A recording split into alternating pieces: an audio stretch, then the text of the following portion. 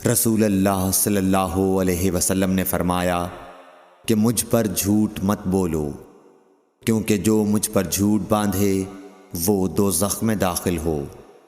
صحیح بخاری حدیث نمبر 106۔ رسول اللہ صلی اللہ علیہ وسلم نے فرمایا کہ جو شخص مجھ پر جھوٹ باندھے گا وہ اپنا ٹھکانہ جہنم بنا لے۔ صحیح بخاری حدیث نمبر 107۔ نبی اکرم صلی اللہ علیہ وسلم نے فرمایا کہ جو شخص مجھ پر جان بوجھ کر جھوٹ باندھے تو وہ اپنا ٹھکانہ جہنم میں بنا لے۔ صحیح بخاری حدیث نمبر 108۔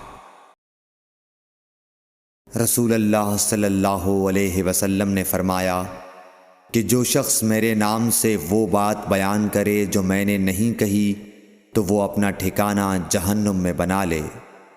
صحیح بخاری حدیث نمبر 109۔ رسول اللہ صلی اللہ علیہ وسلم کا فرمان ہے کہ اپنی اولاد کا میرے نام کے اوپر نام رکھو مگر میری کنیت اختیار نہ کرو، اور جس شخص نے مجھے خواب میں دیکھا تو بلا شبہ اس نے مجھے دیکھا، کیونکہ شیطان میری صورت میں نہیں آ سکتا، اور جو شخص مجھ پر جان بوجھ کر جھوٹ بولے وہ دوزخ میں اپنا ٹھکانہ تلاش کرے۔